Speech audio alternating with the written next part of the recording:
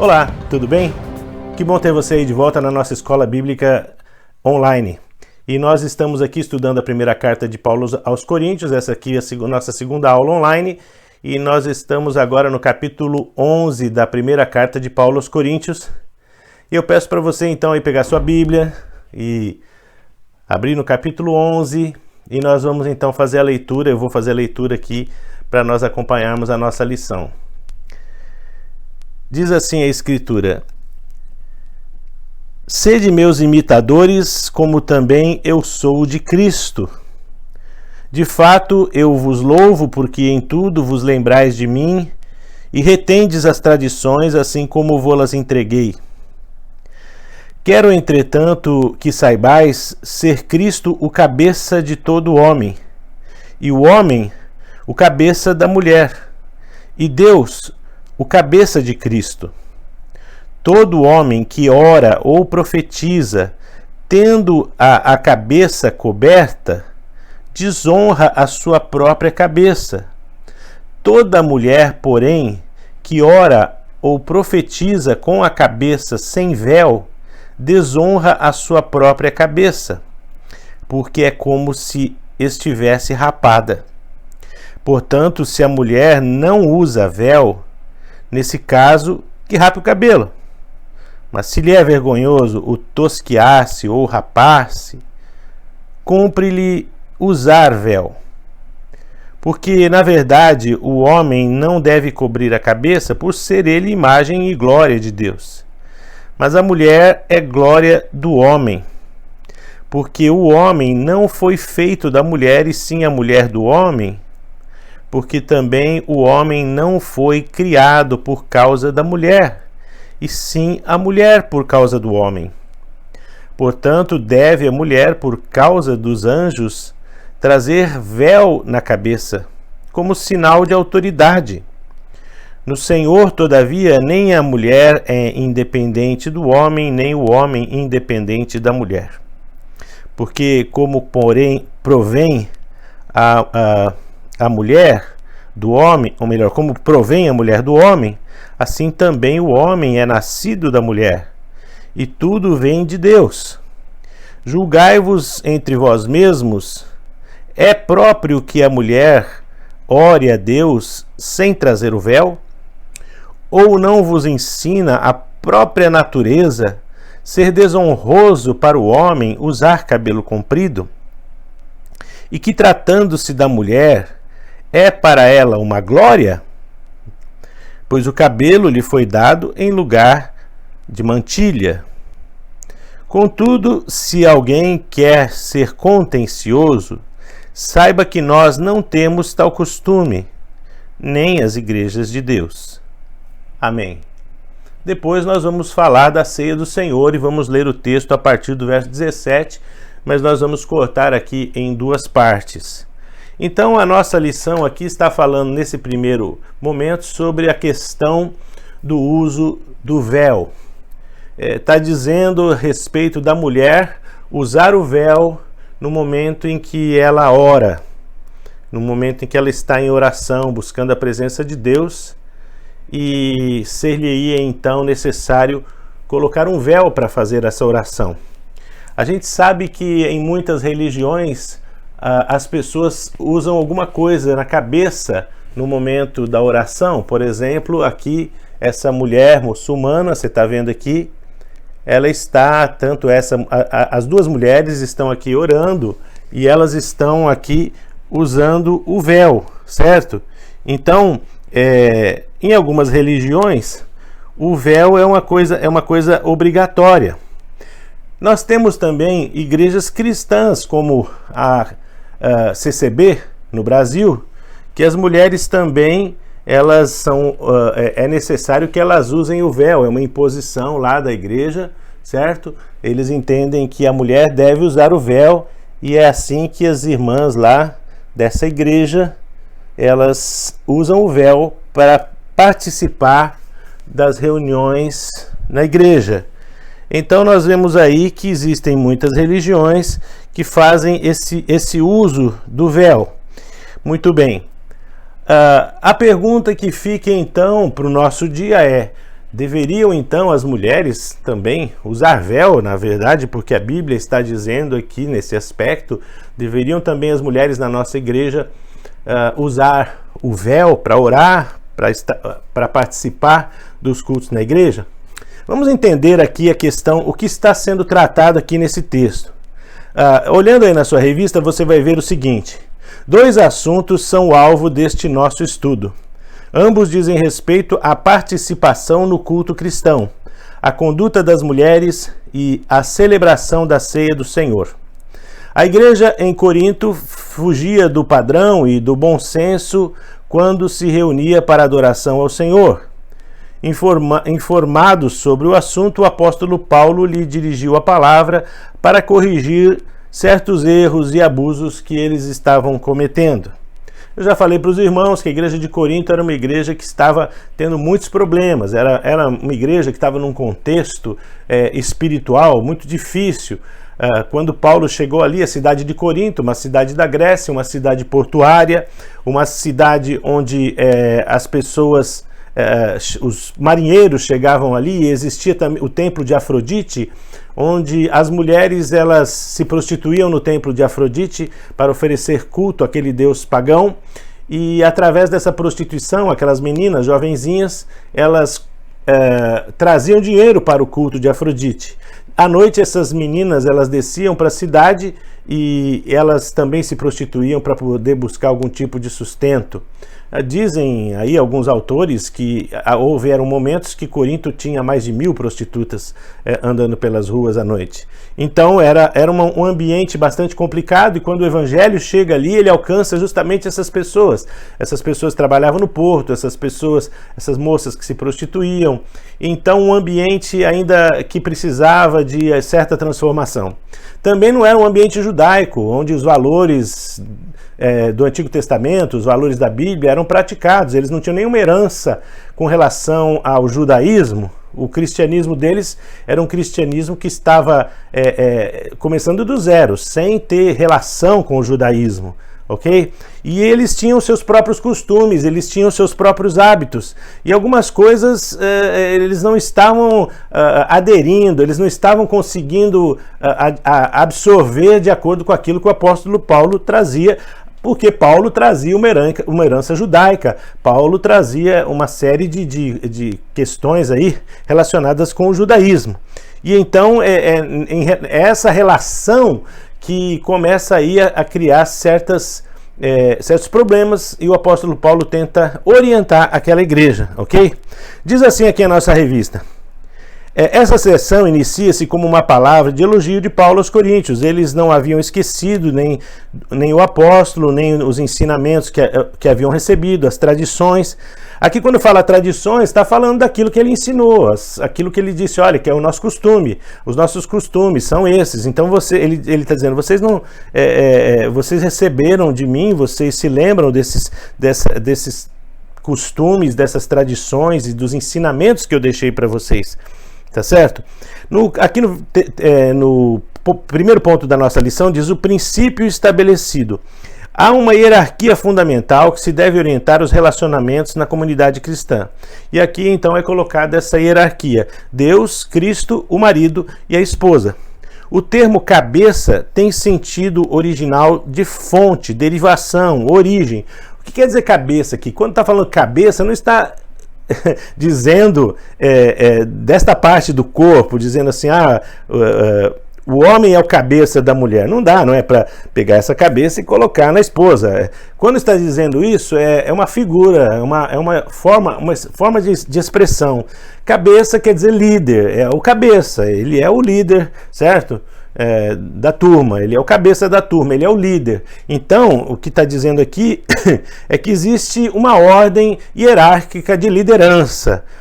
Deus está na liderança de tudo, Cristo está na liderança da igreja, o homem está na liderança da família, certo? E a mulher, ela cuida da família, certo? Evidentemente, não estamos falando aqui, a nossa aula hoje aqui não é sobre submissão nem subordinação, mas nós sabemos que em tudo existe uma ordem. E a ordem que Deus estabeleceu foi essa, que dentro do casamento o homem seria o líder do casal. Esse é o ideal que se deve praticar, certo? Infelizmente, alguns homens não assumem corretamente sua liderança e as mulheres às vezes acabam assumindo esse papel que não é delas, porque cada um de nós na sociedade temos um papel.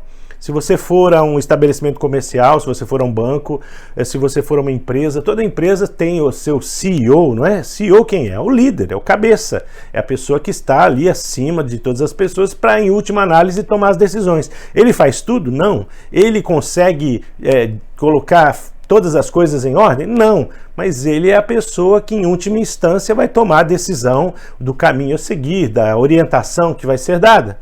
Certo? Assim também é na família. Se espera que o marido seja esse líder, esse sacerdote do lar, esse cabeça da casa. Amém? Existem, por sua vez, algumas mulheres que têm uma dificuldade muito grande de serem lideradas pelo marido, por N motivos, e questionam essa liderança. E isso aparece muito claro aqui, inclusive no Novo Testamento, porque algumas pessoas não aceitam serem guiadas, lideradas. É certo que essa liderança que nós estamos falando do homem sobre a mulher, ele não é uma escravidão, não é aquela coisa subserviente. Não estamos falando aqui de que a mulher deve ser subserviente ao homem, ou seja, o homem a submete debaixo da sua vontade a que ela faça tudo o que ele quiser. Não é isso. Nós estamos falando de liderança, nós estamos falando de um time, certo? Um time tem um técnico, não tem? Um time não tem lá um técnico que diz, olha, agora é hora de fulano entrar, hora do fulano sair, é hora do zagueiro avançar um pouquinho. Eu não entendo nada de futebol, queridos, mas vou tentar explicar aí, né? É hora do meio campo avançar um pouquinho para apertar mais o time de lá. Quem é que dá essa orientação? É o técnico que está ali observando. Então, o papel do marido deveria ser esse, de organizar o time, de botar o time para frente, o time da família. Amém? Então, o homem, ele tem esse papel. E aqui o apóstolo Paulo, ele está falando com relação ao culto na igreja. Ele diz, então, algumas coisas aqui, que ele diz o seguinte, como o homem é o cabeça da mulher, é o líder da mulher, a mulher, em respeito à autoridade do homem, ela deve usar sobre a sua cabeça um véu. Este véu como a gente poderia dizer, é uma cobertura sobre a sua cabeça que vai ser um sinal exterior para a sociedade de que ela está em submissão, em sujeição, sob a liderança do homem. Esse foi um sinal que se estabeleceu. E aqui então diz que essa é a forma como se estrutura. Por outro lado, diz aqui o texto que o homem não deveria usar nenhuma cobertura sobre a sua cabeça, nenhum chapéu, nenhum véu, porque também é o costume, ou seja, o homem não cobria a sua cabeça para distinguir da mulher que cobria a sua cabeça nesta assunção de que ela é liderada pelo homem. Ok? Então, o que está aqui em discussão é isso, porque as mulheres, aparentemente, em Corinto, não estavam usando o véu. As mulheres em Corinto não estavam colocando o véu como essa orientação de submissão ao homem. E Paulo, então, começa a questionar isso. Agora, lá em Corinto, acontecia uma coisa que, na verdade, pode ter proporcionado toda essa discussão. Que em Corinto, as mulheres que trabalhavam no templo de Afrodite, as moças que se prostituíam, elas rapavam o seu cabelo careca, não tinham cabelo, porque era a forma como elas se distinguiam das demais mulheres que entravam no templo. Então, quando os homens entravam no templo e viam uma mulher com o cabelo rapado, uma menina, uma moça, eles sabiam que aquela moça era uma prostituta. Então eles se aproximavam dela já com aquela intenção. Enquanto que uma mulher que tivesse com o cabelo, que tivesse com a cabeça coberta, ela não seria molestada, ela não teria nenhuma preocupação, porque ela tinha o sinal de que ela não era prostituta. Também naquela sociedade grega, nos dizem os historiadores que quando a mulher adulterava, ela cometia o pecado do adultério, lá na Grécia, o a pena que ela sofria era de ter sua cabeça raspada. E isso tornava ela, diante de toda a sociedade, uma mulher tida como imoral, porque ela havia adulterado. Então, o que estava acontecendo? Essas moças, essas meninas que outrora se prostituíam, estavam agora se convertendo, estavam vindo para a igreja cristã. E elas estavam vindo como elas viviam, desde jovenzinhas, com a cabeça raspada, e também não estavam usando o véu. O que gerava no meio da igreja, no seio da igreja, um transtorno muito grande, o julgamento das pessoas de fora, dizendo, olha lá, na igreja cristã também existem prostitutas cultuais. E aí, então, a intervenção de Paulo, ela visa colocar algumas coisas em ordem. A primeira coisa era que as mulheres deveriam usar o véu, para que este véu, numa primeira instância, ocultasse a falta do cabelo. O véu ocultasse a falta do cabelo e não implicasse, então, no entendimento de que as prostitutas também estavam se comportando daquela maneira na igreja cristã. Por outro lado, também Paulo está preocupado com a questão da submissão feminina aos homens. A gente vê isso em vários textos da Bíblia. Há textos em que o próprio apóstolo Paulo diz que a mulher não deve falar na igreja, não deve orar em público.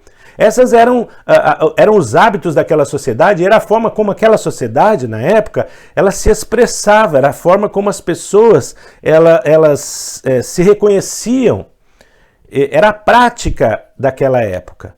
Ou seja, era um contexto cultural daquela época que tinha que ser obedecido para o bem da igreja, para que a igreja não fosse mal falada, para que a igreja não fosse, como eu posso dizer aqui, falassem mal da igreja, não é? Fosse discriminada na sociedade como um ambiente que não era apropriado. Então, Paulo coloca essas duas coisas. Aí nos diz aqui assim, olha, o princípio aplicado. Se vocês olharem aí na revista, vocês vão ver na página 91, essa hierarquia fundamental deve refletir-se no culto cristão.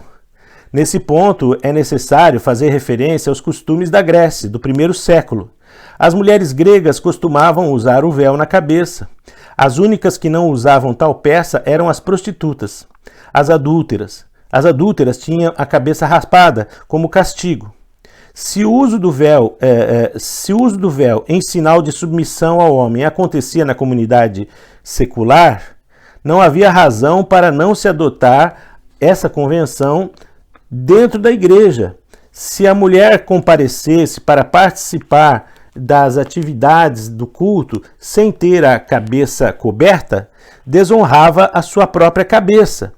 O homem ainda corria o risco, desonrava a sua própria cabeça, que é o homem, e ainda corria o risco de ser identificada como uma mulher que traía o marido ou que fosse uma prostituta.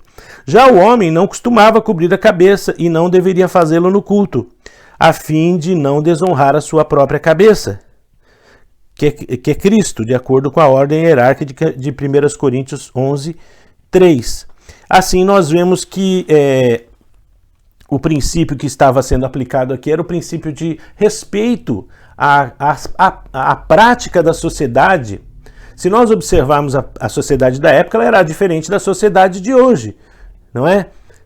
Por exemplo, a Bíblia fala em algum lugar que a gente... Deixa eu só abrir aqui o meu laptop. A Bíblia fala aqui que, por exemplo, o homem não deveria vestir roupa igual da mulher, e a mulher não deveria vestir roupa igual a do homem. Mas se a gente for olhar como era a roupa do homem e como era a roupa da mulher, naquilo que estava falando, olha aqui, dá para você ver aí? Espero que esteja dando, né? Olha aqui, assim era a roupa do homem, assim era a roupa tradicional da mulher. Não era muito diferente, né? A roupa do homem e da mulher não era muito diferente. A mulher tinha basicamente aquele véu por cima, e então a roupa não era muito diferente. Ora, se a questão da vestimenta ela tem que se aplicar naquela época e tem que se aplicar hoje, então nós estaríamos também hoje nos comportando de maneira errada, porque hoje nós usamos vestes diferentes. Os homens vestem calça comprida, os homens vestem gravata. A gravata é uma invenção francesa, uma coisa que, na verdade, foi para esconder os botões da camisa que os estilistas inventaram a gravata. Ela não tem nada de social, ela é uma coisa que foi criada para uma questão fashion. Mas os homens, hoje em dia, os pastores mais elegantes, eles usam paletó, usam gravata, e isso é tido como uma roupa conservadora. Mas será que se um homem aparecesse de paletó e gravata na igreja de Corinto, ele estaria sendo um palhaço, certo? Estaria sendo uma palhaçada, ele estaria desrespeitando aquele ambiente, vindo com a roupa totalmente estranha. Ou seja, o homem tinha que usar a roupa concetânea com o tempo em que ele estava vivendo. Hoje, se um homem aparece com essa veste, já aconteceu em uma igreja que eu era pastor, que tem um pessoal aí de uma igreja aí que eles se vestem como na época de Jesus. E esse homem apareceu lá na nossa igreja com aquela roupa, ele era parente de alguém, e eu percebi assim os olhares das pessoas, não é? Pensando, quem é esse sujeito com essa roupa? Que roupa é essa? Será que ele veio ensinar uma peça de teatro? Ou vamos ter algum show, alguma coisa aqui? Por quê? Porque aquela roupa não fazia parte do nosso cotidiano, certo? Então, muitas pessoas que dizem, não, a mulher tem que usar o véu hoje, porque está escrito na Bíblia. Ora, se a mulher tem que usar o véu hoje, porque está escrito na Bíblia, então o homem também tem que se vestir como homem e a mulher como mulher. E aquilo que em Deuteronômio estava falando de se vestir como homem e se vestir como mulher, é essa roupa que eu acabei de mostrar para vocês. Os tempos mudaram, a sociedade mudou. E aí nós pensamos assim, mas está escrito ali, o apóstolo Paulo disse que a mulher deveria usar o véu como um sinal de respeito. Eu pergunto para você, na sociedade hoje, se uma mulher, talvez lá na sociedade islâmica isso ainda possa ter algum sentido, mas será que na sociedade que nós vivemos, a mulher usar um véu sobre a cabeça corresponderá à sua submissão ao homem na sociedade? Numa sociedade que até mesmo esse valor já não é um valor defendido, hoje em dia é defendida a igualdade entre os gêneros, a igualdade entre o homem e a mulher, coisa que eu concordo, particularmente eu concordo na igualdade entre o homem e a mulher, não é? E será que na nossa sociedade esse uso desse véu seria obrigatório? Existem aí vários vídeos no YouTube, se você procurar, você vai ver pastores, homens que falam muito bem, homens que têm profundo conhecimento, que vão dizer, não, precisa usar o véu, porque está escrito na Bíblia. Mas acontece que a Bíblia, ela se aplica de maneira, conforme vai havendo a evolução da sociedade. É lógico que alguns valores nós nunca vamos abrir mão. Os valores morais nós nunca vamos abrir mão. Mas questões de vestuário, será que dentro daquilo que nós aprendemos a respeito da graça de Deus, um véu na cabeça de uma mulher vai mudar a forma como Deus a vê? Ou a forma como seu marido a vê? Ou a forma como a sociedade a vê? Naquela época, sim, se os homens olhassem para as mulheres sem véu dentro da igreja de Corinto, eles considerariam que ali era um ambiente que havia desrespeito, as mulheres estavam sendo desrespeitosas para com os homens e estavam sendo desrespeitosas até mesmo com Deus. Nos dias de hoje, dentro da cultura que nós vivemos, de forma nenhuma uma mulher vai ser julgada, considerada, até mesmo o seu relacionamento com o seu marido ou a sua posição na sociedade por conta de um pano que ela tem sobre a cabeça. Considerando ainda os valores da graça de Deus que nós temos aprendido, não é o que se come, o que se bebe, o que se veste que nos diferencia diante de Deus. E da mesma maneira, meu querido, não vai ser um pedaço de pano, um véu que uma mulher usa sobre a sua cabeça que vai impedir as suas orações ou que vai impedir a sua participação no culto. O que nós vemos aqui é que a sociedade muda, as coisas mudam. E no tempo de hoje, aquilo se aplicava àquela cultura, aquilo era uma questão da tradição daquele momento em que eles viviam. A tradição que evoluiu para os tempos de hoje não nos leva mais a essa obrigatoriedade da mulher usar um véu. Porque senão, como eu disse, teríamos os homens também que nos vestir com aquela veste talar, com aquele manto, com tudo aquilo.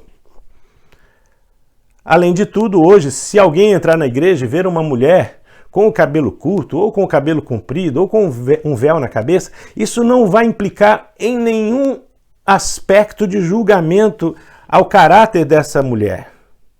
Mas naquela sociedade, sim. Então nós temos que entender que a sociedade mudou, os tempos mudaram, e algumas coisas daquela época já não são mais importantes como naquele tempo. Alguém vai dizer assim, ah, pastor, mas acontece, se está na Bíblia, a gente tem que obedecer o que está na Bíblia. Então, como eu disse já, então você tem que usar uma veste talar, você tem que se vestir como um homem se vestia naquela época, porque era a ordem que estava lá em Deuteronômio. A segunda parte da nossa lição, ela vai falar agora sobre a questão da ceia do Senhor. Né? Só terminando então aqui o item 2 da nossa revista, diz assim, se o uso do véu em um sinal de submissão ao homem acontecia na comunidade secular, não havia razão para não adotar esta convenção dentro da igreja, se a mulher comparecesse e participasse da atividade do culto sem ter a cabeça coberta. Já o homem, eu esqueci essa parte aqui muito importante. Aí quando Paulo diz assim, o homem, ele não pode orar com a cabeça coberta. Era aquilo que era praticado ali pelo judaísmo. O homem não podia orar com a cabeça coberta porque era um sinal de desrespeito a Deus. Se a gente olhar, por exemplo, certas religiões, por exemplo, o judaísmo hoje, eles usam o kippah. Desde o século II, os judeus mudaram a sua orientação e eles passaram a usar o kippah, que é um chapéuzinho que vai na cabeça deles, e aquele kippah ele é usado como sinal de reverência a Deus.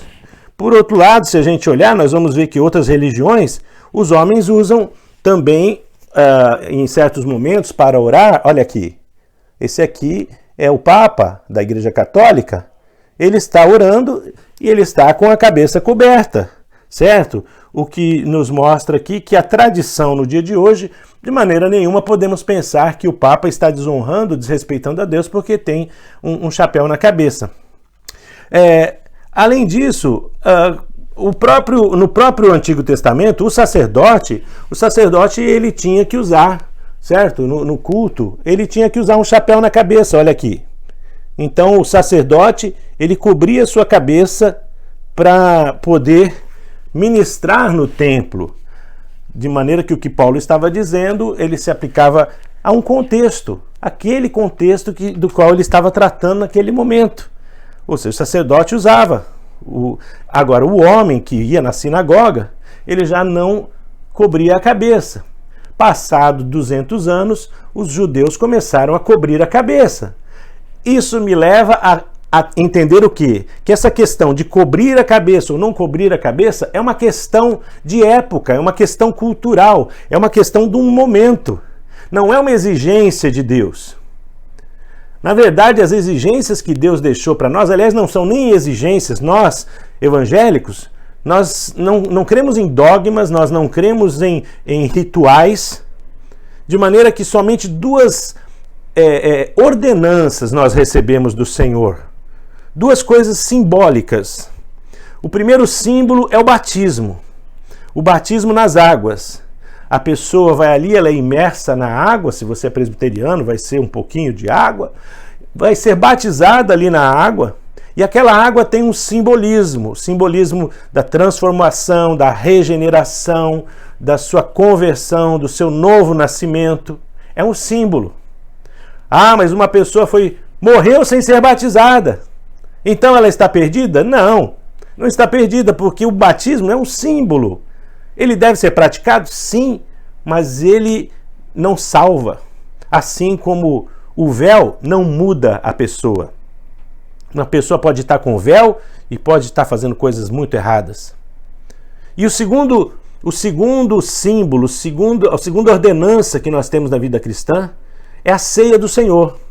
O Senhor Jesus Cristo, em 1 Coríntios, capítulo 11, Paulo diz que o próprio Senhor disse para ele diz assim, porque eu recebi do Senhor o que também vos entreguei, que o Senhor Jesus, na noite em que foi traído, tomou o pão e, tendo dado graças, o partiu e disse, este é o meu corpo, que é dado por vós. Fazei isso todas as vezes que o comerdes, em memória de mim. Por semelhante modo, o Senhor Jesus tomou o cálice, dizendo: este é o cálice da nova aliança no meu sangue. Fazei isso todas as vezes que beberdes, em memória de mim. Porque todas as vezes que comerdes o pão e beberdes o cálice, anunciais a morte do Senhor, até que ele venha. Então, em 1 Coríntios capítulo 11, o apóstolo Paulo deixa bem claro aqui a respeito da ceia do Senhor. Agora, se a gente olhar o texto, nós vamos ver que Paulo também está fazendo alguns ajustes e algumas críticas em relação ao comportamento dos coríntios. Vamos lá, abra sua Bíblia em 1 Coríntios 11 e nós vamos ver aqui. Diz assim: nisto, porém, que vos prescrevo, não vos louvo, porquanto vos ajuntais não para melhor, e sim para pior.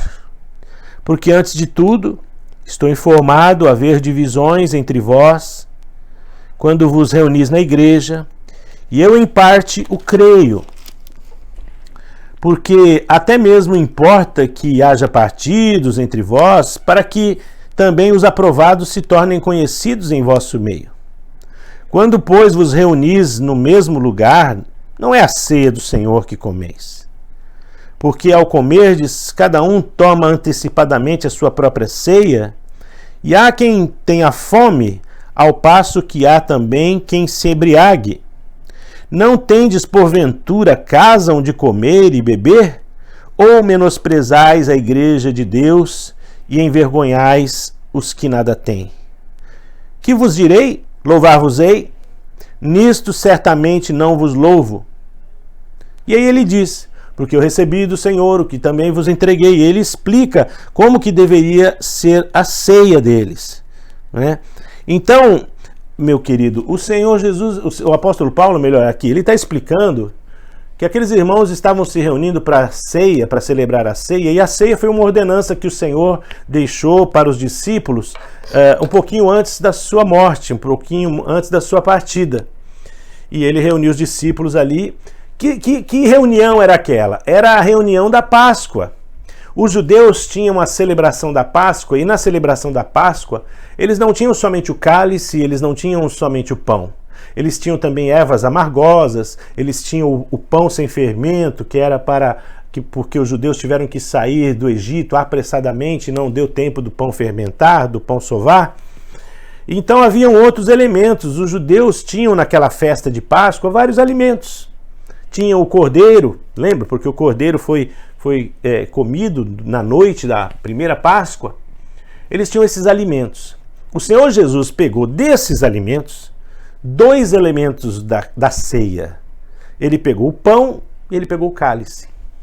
E é isso que nós praticamos na igreja hoje, não é? O pão e o cálice.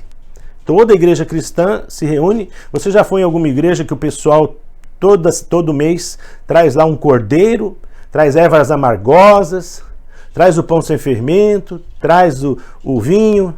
Não. Toda igreja que você vai tem lá o pão e tem o cálice, que foram os elementos que Jesus abstraiu daquela refeição. Certo? Essa é a nossa tradição. Ao ler este texto, nós já vemos que os coríntios eles tinham assimilado mais do que isso.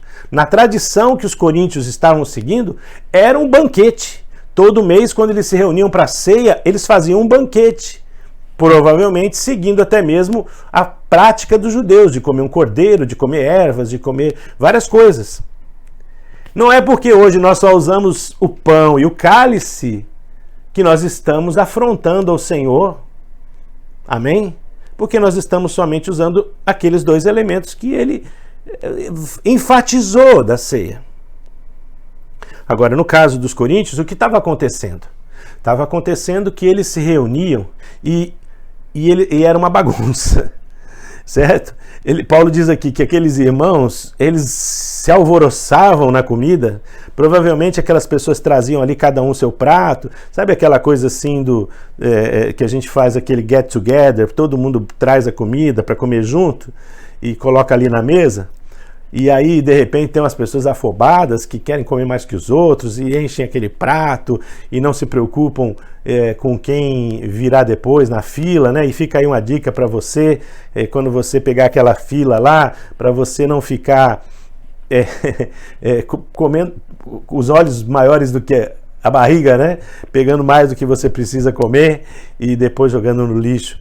Infelizmente, queridos, eu vejo muitas vezes quando na igreja nós temos alguma reunião que quando eu passo ali e vejo cestos de lixo, vejo tanta comida boa jogada fora que não precisava ter saído lá de cima da mesa, bastava a pessoa pegar só o que ia comer mesmo.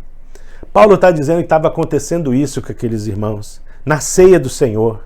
Eles iam ali e comiam, e aí ao passo que uns se empanturravam, outros não comiam nada. E Paulo diz assim, vocês não têm casa onde comer e beber? Vocês precisam ir na igreja fazer essa coisa feia? Fazer ter esse comportamento?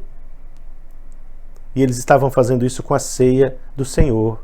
Um momento sagrado, um momento de lembrar o sacrifício de Jesus. Meu querido, a ceia, é por isso que hoje nós temos uma prática simples, um pedacinho de pão, um pequeno cálice.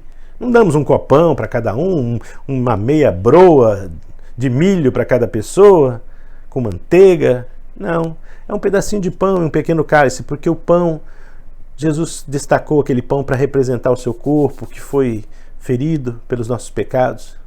E aquele pequeno cálice, pela cor rubra do vinho, do fruto da videira, ele lembra, recorda o precioso sangue de Jesus derramado na cruz. Então a ceia, ela tem essa função, ele é um memorial. A palavra memorial é trazer à memória, nos lembrar, nos recordar.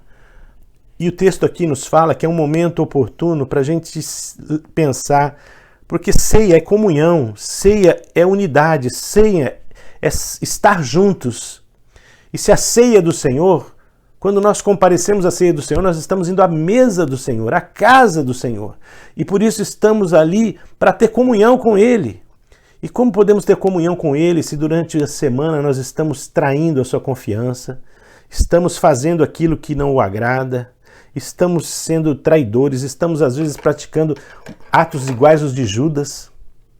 A ceia é um momento sério, é um momento da gente refletir, é por isso que ele diz assim, examine-se o homem a si mesmo, e então coma do pão e beba do cálice. A ceia, meu querido, ela deve ser uma prática em que a gente deve se consagrar a Deus. Devemos nos analisar. Toda vez que a gente se reúne na igreja, a ceia deve ser esse elemento de consagração, esse elemento de lembrar do sacrifício de Cristo, que Ele fez por nós, e se nós estamos de fato em comunhão com Ele. Por isso que diz assim que alguns comiam e bebiam sem discernir o corpo de Cristo. Sabe o que é comer e beber sem discernir? É porque não tem comunhão com Ele. É uma coisa que você ir lá e de penetra numa festa, sabe? Você vai lá de penetra, come e bebe, mas você não tem comunhão com o noivo. Você não tem participação de fato naquela festa, você é só um penetra. Quantas pessoas estão na ceia do Senhor de penetra? Quantas pessoas estão na ceia do Senhor, mas não tem comunhão nenhuma com Ele? E é por isso que Paulo diz, julgue-se a si mesmo, então coma do pão e beba do cálice. E ele fala para aqueles irmãos ali que estavam tendo aquela prática de comer tudo e não deixar nada para ninguém, vocês são uns egoístas, egocêntricos. Vocês são pessoas que estão na igreja somente para se banquetear, somente para receber. E quanta gente está na igreja assim, meu querido, somente para receber. Não tem nada com o Senhor, não tem comunhão com o Senhor, não tem oração, não tem adoração. Na hora do louvor fica de boca fechada porque não tem nada para oferecer. Porque você sabe que aquela música que você canta é a sua oferta ao Senhor, né? E quando você fica de boca fechada é a mesma coisa de você dizer, eu não tenho nada para oferecer para o Senhor. A ceia do Senhor é um momento de oferta, é um momento de consagração, é um momento em que a gente está ali para testemunhar, eu tenho comunhão com Ele. Eu estou na mesa com Ele. Ele me recebe na sua mesa. Os coríntios estavam falhando com isso, né? Então, se a gente olhar aqui na nossa revista, nós vamos ver aqui que eles estavam reunidos. Se você olhar na página 93, diz assim, reunidos mas desunidos. Se antes Paulo elogiou os crentes de Corinto, porque guardaram certas tradições que lhes haviam sido transmitidas, agora não via nenhum motivo para louvá-los. Numa igreja dividida, os momentos de culto e confraternização podem contribuir para piorar o estado espiritual dos crentes, ao invés de melhorá-lo. Isso acontecia em Corinto. De certo modo, é inevitável haver preferências nas convicções cristãs, mas não se entende que os cristãos venham a perder a comunhão por causa de divergências. Havia um resultado benéfico para tolerar as divergências, que era descobrir quem seria aprovado e quem não seria. O certo é que a presença das ideias diferentes não devia interromper nem atrapalhar a comunhão. Aquela reunião que os coríntios faziam nem podia ser considerada ser do Senhor. Ao valorizarem as diferenças, eles não eram submissos ao Senhor, não tinham real consciência da sua presença e não usavam a experiência da reunião para recordar a morte de Cristo. Assim, meu querido, nós vemos aqui nesses textos que a ceia do Senhor, ela é um ato simbólico também, certo? Você pode ler aí na sua revista tem vários comentários aí. A ceia do Senhor é um ato simbólico. E assim como o batismo não salva, a ceia também não tem nenhum ritual nela. Eu já vi algumas igrejas aí anunciando nas suas televisões, venha a Santa Ceia do Senhor, porque quando você beber o cálice, você vai receber o milagre de Deus. Eu não diria que alguém possa receber um milagre quando está tomando a ceia, mas eu também acho que alguém pode receber um milagre tomando banho ou dormindo. Não é porque está na ceia que ele vai receber o milagre. A ceia é um ato de obediência e a ceia é um ato de confiança em Deus e de testemunho. Então, a ceia não atribui nenhum tipo de benefício à pessoa simplesmente porque ela foi à ceia. A ceia é um respeito e é uma celebração. É um memorial do que Cristo fez por nós. Outra coisa também interessante é que na Idade Média, a igreja cristã, ela começou a ensinar às pessoas que uma doutrina chamada doutrina da transubstanciação.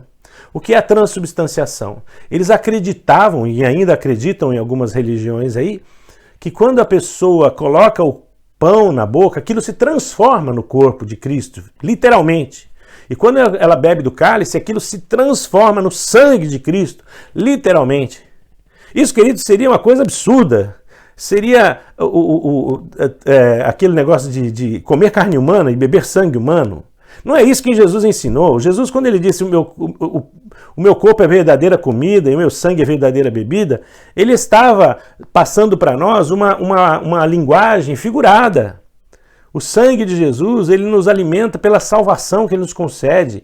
O corpo de Jesus na cruz, ele nos alimenta pelo sacrifício que ele fez em nosso lugar, porque aquele lugar na cruz era para nós recebermos, aquela punição era nossa, e ele recebeu sobre ele no madeiro. Então, não existe transubstanciação. A ceia não se transforma em nada.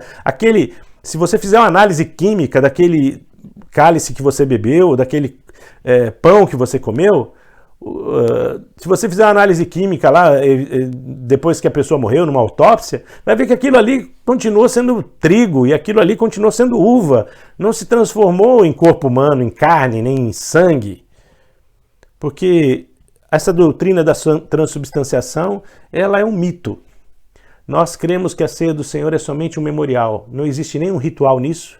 Não existe nenhuma conferência de bênção ou de maldição em a pessoa beber ou não beber, ou comer ou não comer. Quando o apóstolo Paulo fala que quem come e bebe sem discernir o corpo de Cristo, come e bebe para a sua própria condenação, ele está dizendo que alguém que participa da ceia sem ter comunhão com Cristo, sem conhecer Jesus, sem ter se convertido, sem ter entregue sua vida para Jesus, está, na verdade, celebrando o quê? Se ele não crê em Jesus, ele está bebendo o cálice e comendo pão, ele está comendo o quê? Ele está comendo para a própria condenação. Porque aquele que não crê em Jesus, a Bíblia diz, já está condenado. Condenado à eternidade sem Deus. Então quem come e bebe sem ter Cristo na sua vida, está celebrando sua própria condenação. Mas quem come e bebe tendo comunhão com Cristo, está celebrando a sua salvação. Amém? Então, somente encerrando, nós vemos aqui que tanto o batismo quanto a ceia do Senhor, eles são atos simbólicos. E eles não conferem virtude à pessoa e dessa maneira também não conferem nenhuma maldição. De sorte que o véu que as irmãs usavam lá no século I, ele era simbólico, mas ele era simbólico para as pessoas, não para Deus. Ele era simbólico para aquelas pessoas que viam o véu na cabeça da mulher e entendiam que aquela mulher estava sujeita a seu marido e estava submissa aos homens na igreja. Então, aquilo funcionou para aquela época, mas não tem nenhum sentido para o tempo de hoje. Qualquer pedaço de pano que alguém colocar sobre a sua cabeça, qualquer homem que colocar um pedaço de pano, um chapéu, não estará nem honrando nem desonrando a Deus. Qualquer pessoa que colocar um véu sobre a sua cabeça não vai estar honrando nem desonrando a Deus. Vai estar simplesmente uma peça de vestuário, porque nos nossos tempos isso não tem nenhum significado. Em algumas igrejas, algumas pessoas acham que é um desrespeito a pessoa usar chapéu, usar um bonezinho. Eu já vi pastor que hoje em dia, pastor jovem, moderno, usa bonezinho. Eu já não uso, eu sou mais antigo. Mas eu sempre achei que deveria tirar o boné. Mas por um sinal de respeito mesmo. Porque se você vai lá na presença do presidente da República, você tira o chapéu, né? É uma coisa tirar o chapéu. Essa para você eu tiro o chapéu, né? Tirar o chapéu é um gesto de reverência, ainda tem isso, talvez nem tenha mais. Para a geração depois da minha, já não tem mais importância. Então a gente vê que as coisas mudam. O que não pode mudar é a nossa comunhão com Deus, a nossa convicção, a nossa fé em Deus, a nossa confiança naquilo que Jesus fez por nós, a nossa alegria de cultuar ao Senhor, de celebrar ao Senhor, de celebrar aquilo que Ele fez por nós na cruz, tá bom? Que Deus te abençoe. Se você tiver alguma pergunta, algum comentário, no grupo da igreja você pode escrever ali no WhatsApp, no YouTube você pode escrever aí embaixo aí nos seus comentários e na medida do possível eu vou responder seus comentários, suas perguntas. E se eu não souber eu vou te pedir desculpa porque eu não sei responder. E lembre-se aí, você que está vendo esse vídeo, de subscrever o nosso canal no YouTube, colocar o seu joinha, ativar o sininho para que você continue recebendo os nossos vídeos e possamos aí disseminar essa palavra para outras pessoas, tá bom? Que Deus te abençoe e até a nossa próxima aula. Amém. Amém.